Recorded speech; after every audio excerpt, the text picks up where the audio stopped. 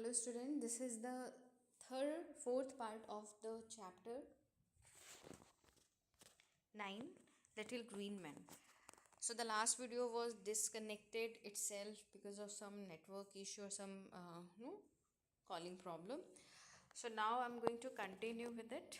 So we were talking about some proofs. So here we could finish till number 3.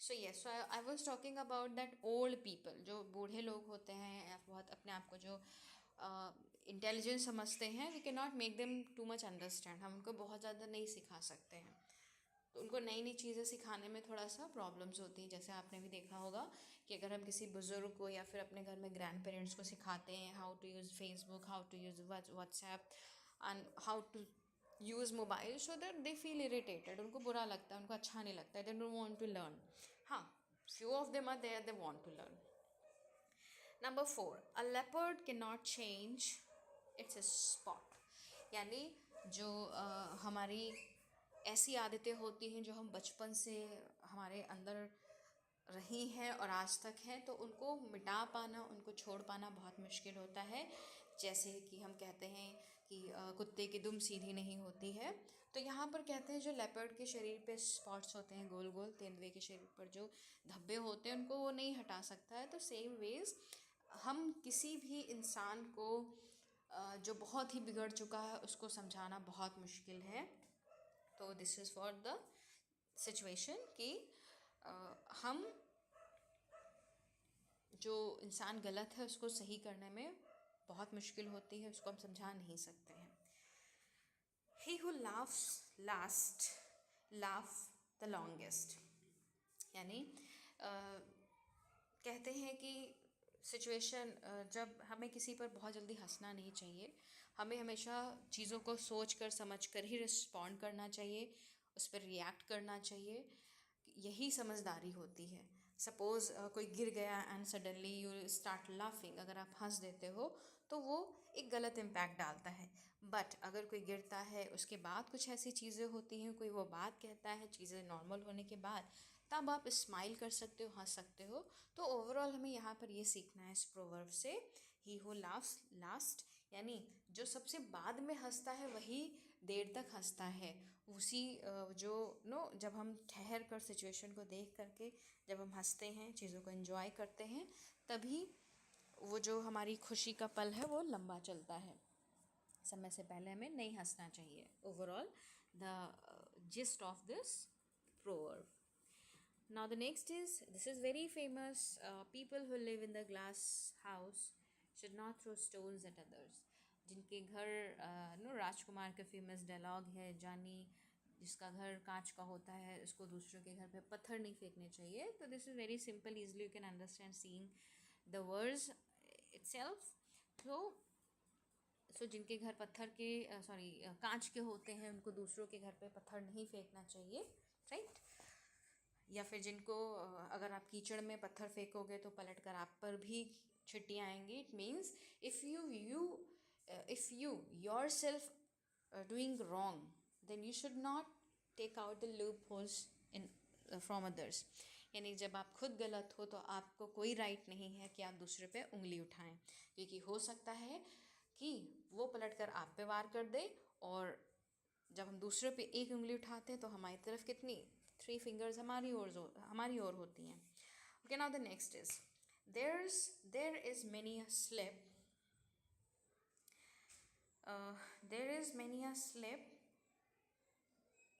between the cup and the lip. Now it is a bit difficult to understand कि जब हम लोग कहते हैं कि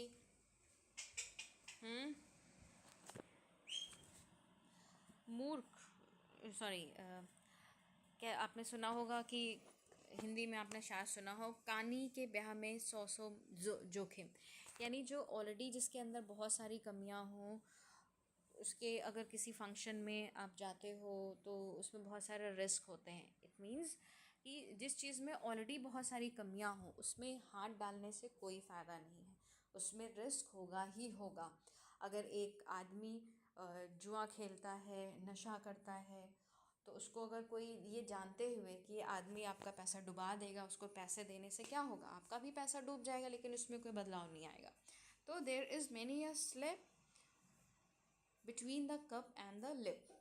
ठीक है, तो यहाँ पर हमें समझने की कोशिश करनी है कि कैसे इस प्रोवर्ब को, मुहावरे को हम अपनी डेली लाइफ में यूज़ कर सकते हैं। सपोज़ योर नो आपके आपके अंकल हैं और अंकल ने अपने बेटे को लैपटॉप और मोबाइल दिला दिया है।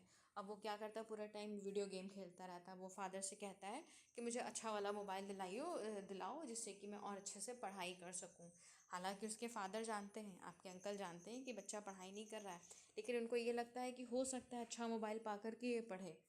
ठीक है, तो यहाँ पर उन अंकल की गलती है कि वो जानते हुए भी अपने लड़के को दूसरा मोबाइल दिलाते हैं और वो फिर से वही काम करता है। फिर से उसके फादर जोखिम लेते हैं उसको नया मोबाइल दिला के, और उसकी लाइफ और ज़्यादा स्पॉइल हो जाती है, यानी ख़राब हो जाती है। किसकी? उस लड़के की जो मोबाइल में गेम खेलता है।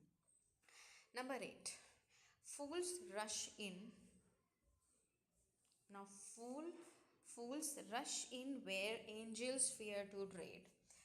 ना कहते हैं कि जो मूर्ख होते हैं उनकी आदत होती है दूसरों में दखल अंदाजी करने की, या फिर जहाँ पर अच्छे अच्छे हाथ नहीं डालते हैं वहाँ पर मूर्ख कोशिश करता है।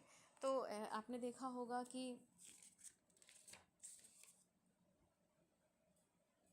कुछ लोग ऐसे होते हैं जो खुद का भला नहीं कर पाते हैं, खुद की चीज़ें संभाल नहीं पाते हैं, लेकिन दूसरों के मामलों में टांग अड़ाने चले आते हैं। तो ऐसे लोगों को बेवकूफ़ कहा जाता है।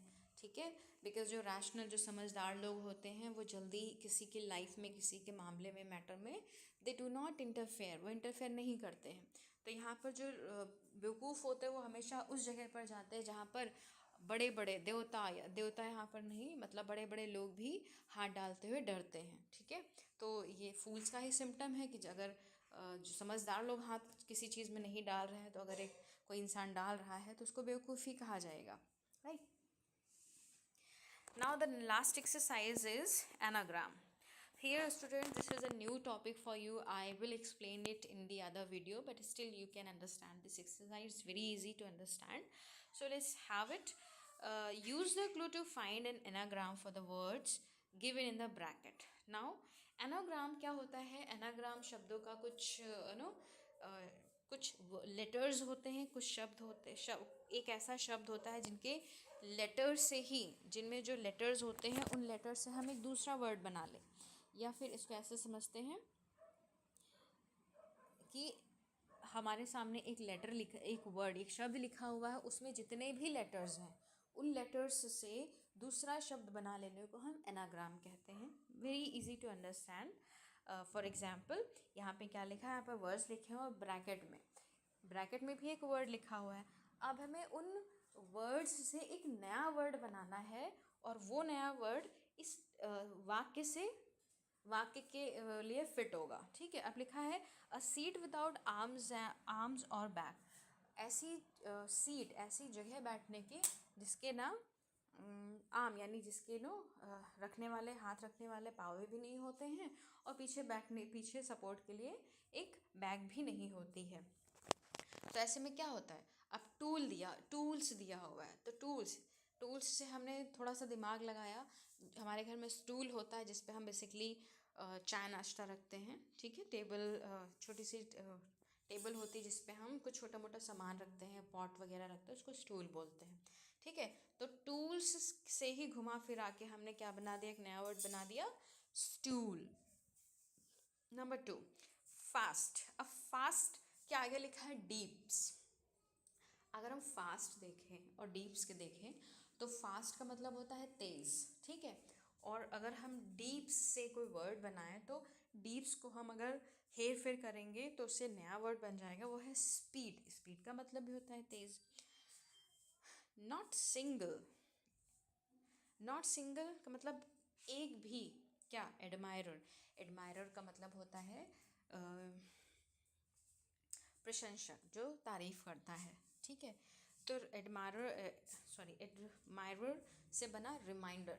ठीक है, तो एडमायरर के अंदर जितने भी लेटर्स आ रहे हैं उसको घुमा फिरा के हमने एक नया वर्ड बनाया, that is reminder. So not single, reminder. Number 4, an expression when past. एक ऐसा भाव जो हमारे फेस पर आता है, जो कि हम देते हैं, उसको क्या बोलते हैं? स्माइल. ठीक है, तो माइल्स लिखा हुआ है, माइल्स से स्माइल बन जाएगा. Wait wait wait wait. Yes, now the next word, next is to hear. To hear का मतलब होता है सुनना, तो सुनने की इंग्लिश होती है लिसन. ठीक है, सॉरी, साइलेंट, सुनना, लिसन, यस ऑफ कोर्स, सुनना ही होता है, लिसन होता है. अब यहाँ पे ब्रैकेट में साइलेंट दिया हुआ है, तो साइलेंट में आने वाले जितने भी लेटर्स हैं, अल्फ़ाबेट्स हैं, उन्हीं से हमने लिसन वर्ड बना लिया. फिर सबसे लास्ट है a group of players in a match. जो नो ग्रुप या जो खिलाड़ी होते हैं, खिलाड़ी का जो समूह होता है, उसको हम टीम बोलते हैं. ठीक है, तो यहाँ पर मीट वर्ड दिया हुआ है, तो मीट से हमने क्या बना लिया? टीम बना लिया. ठीक है, तो बेसिकली हमें ये समझने की कोशिश करनी है कि हम आसानी से, सॉरी, हम कुछ लेटर्स से, एक वर्ड हमारे सामने लिखा होगा और उस वर्ड से हमें एक नया वर्ड बनाना है उन्हीं लेटर्स से, और उतने ही लेटर से, कुछ कम ज़्यादा नहीं करना. अगर 5 लेटर्स हैं तो 5 लेटर्स से ही हमें दूसरा वर्ड बनाना है. Okay, so this is the last exercise of this chapter, and this is the last part of this chapter. I hope that you have understood all the exercises of this chapter. Children, thank you so much.